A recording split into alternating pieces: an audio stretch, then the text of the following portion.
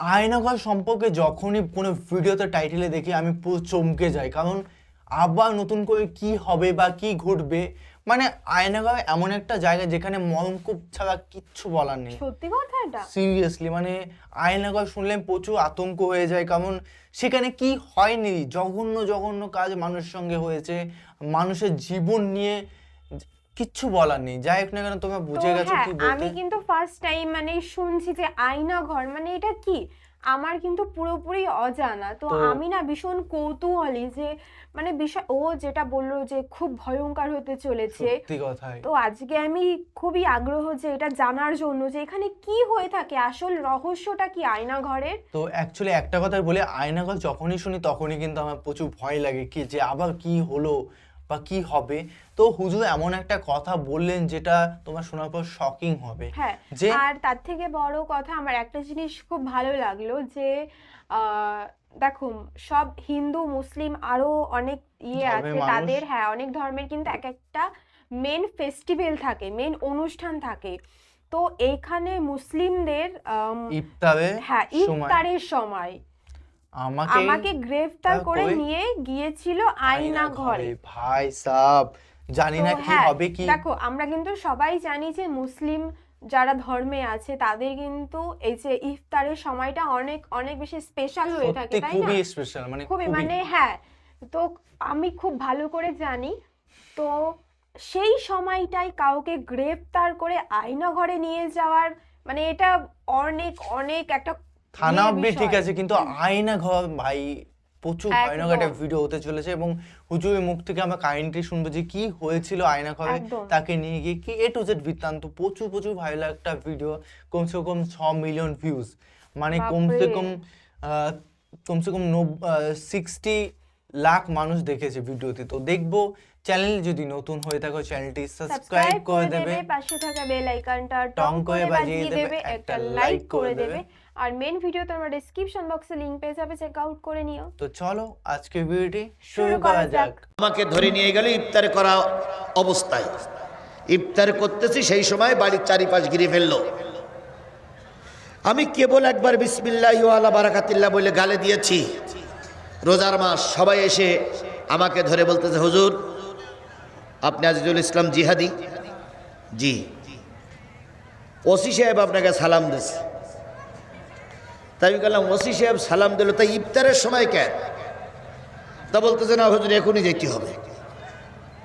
এবার আমার হাত ধরে বলতেছে, হুজুর আপনি কি আফগানিস্তানে যুদ্ধ করতে গেলেন? তাই বললাম, কেন? আচ্ছা, আপনার নামের শেষে জিহাদি কেন? আমার মা বললেন, না বাবা, ছোটবেলার থেকে লোক জিহাদি জিহাদি ডাকে, তাই সেই পরিচয় পরিচিত। আমাকে ধরা হলো। ভাই ওই আয়না ঘরের কথা কি বললো, আমার জীবনের কথাটা বলতেছে। আমাকে ধরা হলো, নামাজ পড়তে চাইলাম, ওরা একজন লোক 15-16 জনের ভিতরে একজন লোক আমার সঙ্গে নামাজ পড়লো।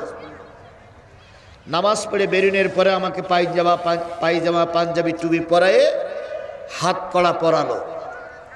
পরানোর পরে মোটরসাইকেলের মাঝখানে একজন ড্রাইভার, পিছনে একজন, আমাকে নিয়ে ওরা পাজা করে ধরলে আমি যেন দৌড়াই যেতে না পারি।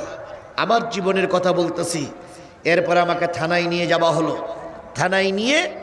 থানায় রাখলো। ওখানে একজন পুলিশের আচরণ আমি ভালো পেয়েছিলাম, আল্লাহ পাক তাকে মাফ করে দিক। তাকে বলেছিলাম, ভাই ইফতারি করে পানি খাওয়ার সুযোগ পাইনি, একটু পানির ব্যবস্থা যদি করতেন। উনি দোকান থেকে পানি আর একটা পাউরুটি কিনে দিলেন। দেওয়ার পরে ওখান থেকে আমাকে নিয়ে আর এক ঘরে নিয়ে যেয়ে এরকম বেঞ্চির হাতুলির সঙ্গে আমাকে বেঁধে রাখলেন। কিছুক্ষণ পরে এশার আজান দিল।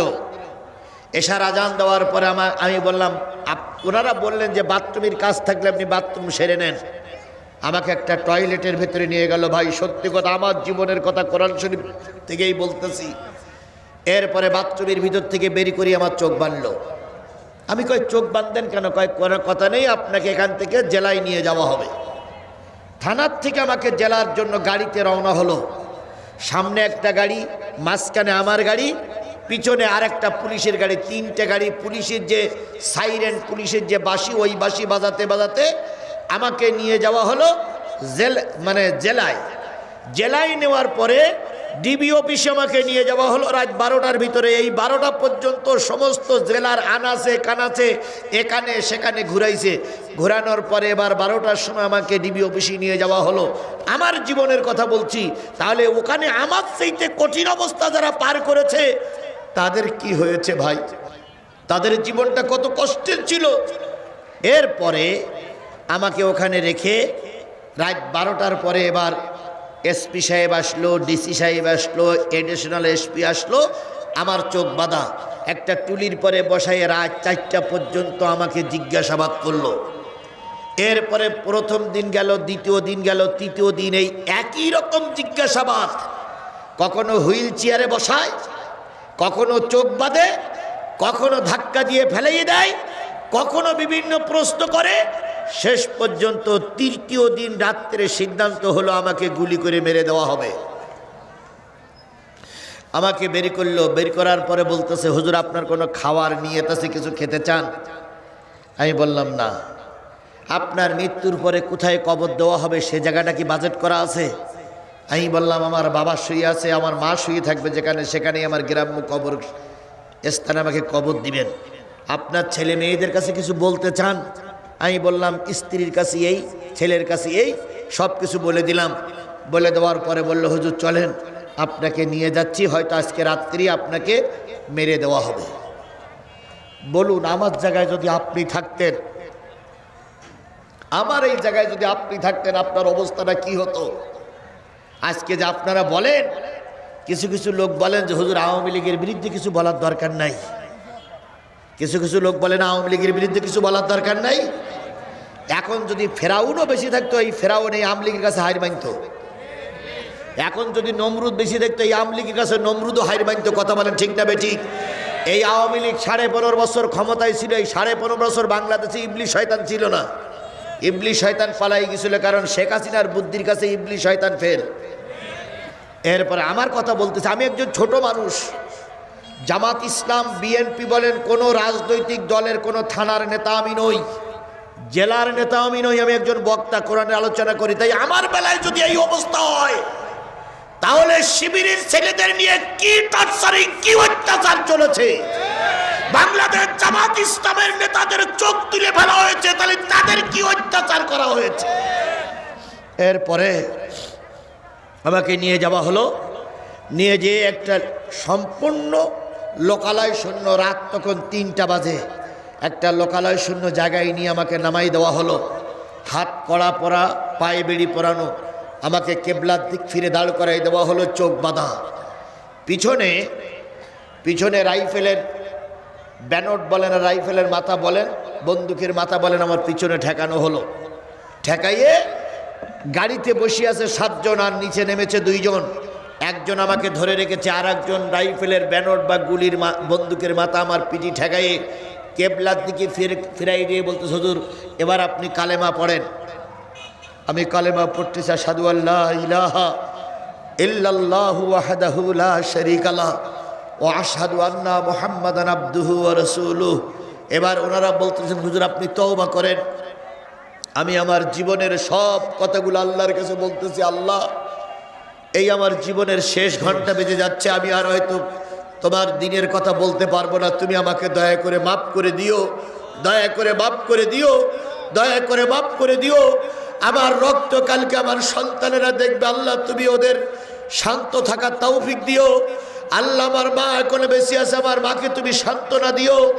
আর আমি আমার এই রক্তের বিনিময়ে আল্লাহ তুমি বাংলার জমিনে কোরআনের রাজ কায়েম করে দিও।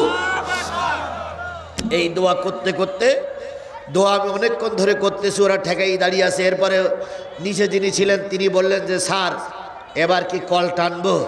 স্যার বললেন দাও, কারণ এর অনেক চেষ্টা করলাম কিন্তু এ তথ্য দেয় না। এরে দুনিয়ার থেকে বিদায় করে দাও, অপরের অর্ডার, এরে গুলি করে মেরে দাও। ওরা কল টানলো, কিন্তু আল্লাহর কি রহমত, গুলি বাহির হলো না। কোরআন শরীফ আমার সামনে, আমি কিন্তু ইব্রাহিম আলাইহিস সালামের জীবনী বলতেছি, কথাটা বলতেছি যে ইব্রাহিম আলাইহিস সালামকে নমরুদ সরকার আর তার বাপ চাইছিল দুনিয়ার থেকে কি করে দেবে, বিদায় করে দেবে, কিন্তু কার বাজেট হয়নি? আরো জোরে বলেন, কার বাজেট হয়নি? তাই কথাটা বলতেছি। ওরা আমাকে নিয়ে যখন বন্দুকের কল টানবে, কল টানলো ঠিকই কিন্তু গুলি বাহির হলো না। স্যার এ মেশিনই তো কাজ হচ্ছে না। স্যার বললেন মেশিন পাল্টাও, আরেকটা মেশিন নাও। আরেকজনের কাছে আরেকটা নিয়ে আসলো, সেও এসে আমার পিটি ঠেকাইয়ে কল টানলো কিন্তু গুলি বাহির হলো না। তখন বলতেছে যে দেখো তো অন্য দিক চালাই, অন্য দিক চালালো, ফাঁকা গুলি হলো, কিন্তু আমার পিঠির থেকে গুলি বাহির হলো না। তখন ভিতরে যে যিনি আছেন তিনি বলতেছেন নিশ্চয়ই আল্লাহর খাস রহমত এই হুজুরির পরে আছে, এই জন্য বন্দুকের গুলি বাহির হচ্ছে না।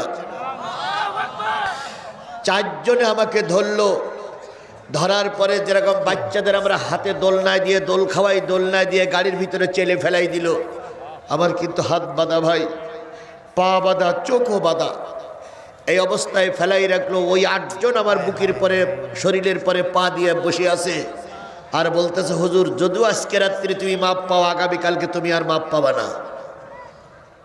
পরের দিনের কথা বলতেছি, পরের দিন আমার 4র্থ দিন, 5ম দিনে আমাকে কোর্টে হাজির করেছিল, 4র্থ দিন এদিকে আমার বাচ্চাগুলো থানায় যেয়ে ওসি সাহেবের পা জড়াই ধরে কাঁদতেছে, স্যার আমার আব্বারে ফিরাই দেয়। ওসি সাহেব বাচ্চাদের লাথি মেরে পাঠাই দেয় আর বলে তোর বাপের আমরা ধরে নিয়ে আসিনি। আমার স্ত্রী, আমার শ্বশুর, আমার শালীরা যেয়ে কাঁদতেছে আমার স্বামীরে ফিরাই দিন। সেদিনের লস্কর জাহিদুল ছিল ওসি, লস্কর জাহিদুল ছিল ওসি, লস্কর জাহিদুল ছিল ওসি। সেই লস্কর জাহিদুল জুতো মেরে ফেলাই দিচ্ছে আর বলতেছে তোর বাবার আমরা ধরে নিয়ে আসিনি। কিন্তু বিএনপির একজন ইউনিয়ন সভাপতি ছিলেন সিদ্দিকুর রহমান সিদ্দিক ভাই, চাম্পাপুল ইউনিয়নের সভাপতি, তিনি আমার সন্তানের বলতেছে বাবা ডিবি অফিসি খোঁজ, হয়তো তোর বাবারে এতক্ষণ বিদায় করে দিস। এরপরে ভাই 4র্থ দিন আমাকে নিয়ে যাবে। সন্ধ্যার পরের থেকে রিমান্ড শুরু হলো, সন্ধ্যার পরের থেকে নির্যাতন শুরু হলো। ওই ডিবি অফিসের ভিতরে আবু জর বলে একটা কোরআনের হাফেজ ছিল, কোরআনের হাফেজের 30 পারা কোরআনের হাফেজ। সে যাওয়ার সময় বলতেছে হুজুর আজকে রাত্রি আপনাকে বিদায় করে দেবে, সব পরিকল্পনা একদম পাকাপোক্ত পরিকল্পনা, আজকে আপনাকে বিদায় করবেই। কালকে গুলি করেছিল, আপনার গুলি বাহির হয়নি, কিন্তু আজকে নতুন লোকদের নিয়ে আসছে, তারা আপনাকে গুলি করবে, আজকে গুলি করবে সামনের দিক থেকে। যদি সামনের দিকে গুলি না ঢোকে তাহলে আপনার অঙ্গ প্রত্যঙ্গ নষ্ট করে ফেলবে। আপনি দয়া করে, আপনার কাছে একটা উপদেশ আমার, একটা দাবি আমার, সেটা হলো আপনি রাত 2টার পরের থেকে ওরা যখন আপনার জিজ্ঞাসাবাদ করিয়ে যখন ছেড়ে দেবে, আপনাকে হয়তো সিয়ারি খাত্তি বলবে অথবা বলবে পেশাব পায়খানার কাজ থাকলে সেরে নেন, আপনি পেশাব করে এসে তাহাজ্জুদের নামাজে দাঁড়িয়ে যাবেন। আল্লাহ বুজারকে আল্লাহ হেফাজত করুক। সে ডিবির একজন ওসি ছিল, ডিবির একজন কর্মকর্তা ছিল, কিন্তু ছেলেটা ছিল কোরআনের হাফেজ। আমি ওর কথা শুনে বললাম যে যুবক কি লাভ হবে? কয়েক যতক্ষণ আপনি নামাজ পড়বেন ততক্ষণ ওরা আপনাকে নিয়ে যাবে না, ওরা আর যাই করুক নামাজের অবস্থা থেকে আপনাকে নেবে না। 2 নম্বর, আপনার যখন নামাজ শেষ হয়ে যাবে তখন আপনি সিহারি খাবেন আস্তে আস্তে, যতক্ষণ ফজরের আজান না দেয় ততক্ষণ আপনি সিহারি খাবেন, কারণ ওদের আর একটা ধর্ম আছে, ওরা খাওয়া অবস্থায় কাউকে নেবে না। আমি ওই আবু জারের কথা শুনলাম, তাহাজ্জুদের নামাজ 2 রাকাত নামাজে যে কত সবাই চলে গেছিল আল্লাহই ভালো জানে, আর আমার জীবনে যে কতগুলো পানি ওই সময় বাইর হইছে চোখের পানি আল্লাহই ভালো জানে। কারণ আমি জেনেছিলাম এই জীবনেই আমার আজকেই কি, আর আমার এখানে টিকে থাকার কোনো সুযোগ নাই। এভাবে করতে করতে আমার জীবনের কথা বলতেছি, যেহেতু আজকে ডক্টর মোহাম্মদ ইউনূস ওই সমস্ত অসহায় মানুষদের খোঁজ দিচ্ছে, হয়তো আমার সালামটা এখনো ইউনূসের কানে পৌঁছায়নি, আমার কথাটা হয়তো এখনো সেই উকিলদের কাছে পৌঁছায়নি, আমার কথাটা এখনো হয়তো ট্রাইব্যুনালের কাছে পৌঁছায়নি। জাতির মাধ্যমে আমি ডক্টর মোহাম্মদ ইউনূস এবং জাতির কাছে বলতে চাই, আমার মতন ক্ষুদ্র মানুষ যদি এই বিপদে পড়ে তাহলে অতীতের নেতাদের কি বিপদ ছিল, আল্লামা সাঈদীর জন্য কি বিপদ ছিল। যাই হোক, আমি কোরআনের কথা বলতে যে আবেগের বসে আমার কথাটা বলছি, কষ্ট নিয়েন না। এরপরে 4র্থ দিন ওরা শেষ রাত পর্যন্ত চলে গেল। চলে যাওয়ার পরে ওরা দাঁড়িয়ে থেকে থেকে থেকে থেকে লাস্টে যখন ফজরের আজান দিল তখন ওরা বলল হুজুর আল্লাহ হয়তো আপনাকে রহমত করেছে, আপনাকে আর হয়তো মারা হবে না, পরের দিন সকালবেলা আমার ছেলের নাম্বার নিল, আমার কাছ থেকে নিয়ে ফোন দিল, 10 লাখ টাকা নিয়ে আসো তোমার বাবার যদি বাঁচাতে চাও। বলুন 10 লাখ টাকা, আমি জেলখানায়, আমি ভিতরে 10 লাখ টাকা কোথার থেকে ম্যানেজ করবে? আমার বাচ্চাগুলো পাগলের মতো হয়ে কত লোকের পায়ে যে ধরেছিল, কত লোকের কাছে যে ভিক্ষা চেয়েছিল, তার কোনো শেষ ছিল না। শেষ পর্যন্ত ভিক্ষা শিক্ষা করে অনেক কষ্ট করে লস্কর জাইদুল আর ডিবিওসি এনামুল, সাতক্ষীরা জেলার ডিবি ওসি ছিল এনামুল, আর আমার কালীগঞ্জ থানার ওসি ছিল লস্কর জাইদুল। দুইজনে মিলে ওরা ওই টাকাগুলো ভাগ করলো। ভাগ করার পরে পরের দিন আমাকে ধরলো শনিবারের দিন, বুধবারের দিন 2টার পরে আমাকে কোর্টে চালান দিচ্ছে, আমি নাশকতা মামলার আসামি। 5 দিন আমাকে রিমান্ডে রাখলো, 5 দিন আমাকে আয়না ঘরে রাখলো। শনি রবি সোম মঙ্গল বুধ, এই শনি রবি সোম মঙ্গল বুধ আমার পরিবারের সবাই জানতো আমি মারা গেছি। আমার ছেলেরা ফেসবুকে দিল, বাংলাদেশের বহুত লোক আমার জন্য দোয়া করেছিল, জিহাদি নাই। দেশে বিদেশের বহুত মানুষের দোয়া সেদিন পেয়েছিলাম। আমি শুধু আপনাদের বুঝাতে চাচ্ছি, 5টা দিন আমাকে ডিবি হেফাজতে রেখে টর্চারিং হলো, চোখ বেঁধে রাখা হলো, এমনকি পায়খানা করে বলেছিলাম, স্যার তো আমি কখনো বলিনি, আমি বলেছিলাম ভাই একটু পানি দেন, জায়গাটা পরিষ্কার করি। ওরা আমার ঘাড়ের পরে লাথি মেরে ফেলাই দিয়ে বলেছিল যে যে জায়গাটা পায়খানা করেছো ওই জায়গাটা জামা দিয়ে পরিষ্কার করো। বাধ্য হয়ে ওই অবস্থা আমাকে নামাজ পড়তে হয়েছে 5টা দিন। তো গাইজ একটা কথাই বলবো, সত্যি হুজুরের জীবনে এতটা কষ্ট গেছে যে আয়না ঘরে 5টা দিন, তাই তো অনেক খুবই অত্যাচার মানে করা এত হয়েছিল। মানে খারাপ লাগে। উনি ওনার জীবনে বললেন ডক্টর ইউনূস 6 মাস কেন লেট করলো আয়না ঘরের ক্ষেত্রে। সত্যি উনি অনেক দুঃখ পেয়েছেন, কষ্ট পেয়েছেন। সত্যি এটা ওনার জায়গায় অন্য কেউ হলেও সেটা উনি ফিল করতে পারতো সবাই, যে এতভাবে তাকে মানে এত বাজেভাবে তাকে অত্যাচার করা হয়েছিল। হয়েছে। সত্যি কথা, এই 5 দিন খুবই অত্যাচার করা হয়েছিল, সে বলল। মানে খুবই আমাদের কাছে বিষয়গুলো বুঝলে অবজার্ভ করলে খুবই খারাপের বিষয়। হ্যাঁ। দেখো কেউ কাউকে ধ্বংস করতে পারে না, উপরওয়ালা দেখছে কোথায় বাংলাদেশ কোথায় ছিল আর কোথায় চেঞ্জ হয়ে গেল দল। একদম, মানে যে উপরওয়ালার সঙ্গে থাকলে আর কিচ্ছু লাগে না। যে দলে বাংলাদেশে প্রচুর প্লেয়ার ছিল সেটা কয়েক সেকেন্ডে ধুলেমেশ হয়ে গেল। কারণ হ্যাঁ। অহংকার ভালো, কিন্তু অতিরিক্ত অহংকারও ভালো না। বা তোমার কাছে আছে, আইন আছে, তোমার কাছে আদালত আছে, তোমার কাছে শক্তি আছে, তোমার কাছে টাকা আছে, তারপরও কিন্তু অনেক কিছু দেখতেই পারলাম, আমরা সবকিছু দেখতেই একদম। পেরেছি।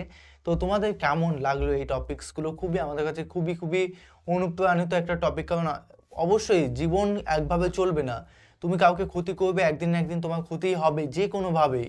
একদম। তো অবশ্যই মানুষকে ভালো রাখো, ভালো করার চেষ্টা করো, এর ভালো থেকে ব্যবহার করো। এতটুকুই তো মানুষের কাছ থেকে আশা করে বল। তো যাই না কেন, তোমাদের কেমন লাগলো অবশ্যই কমেন্টে কমেন্ট করে জানাও, এবং কি ধরনের ভিডিও রিঅ্যাকশন চাই সেটাও কমেন্ট করে জানাবে। আর আদার্স চ্যানেল লিংক আমাদের দেয়া আছে, হ্যাঁ ডিসক্রিপশন প্লিজ তোমরা বক্সে চেক আউট করো। সব লিস্ট তো দেয়া আছে, চ্যানেলে ক্লিক করলে ব্যাস আমাদের নতুন চ্যানেল চলে যাবে। একদম। ওখানে ভালো ভিডিও আপলোড করা আছে, তোমরা চেক আউট করে নিও। তো চলো guys, bye bye bye. Bye, take care.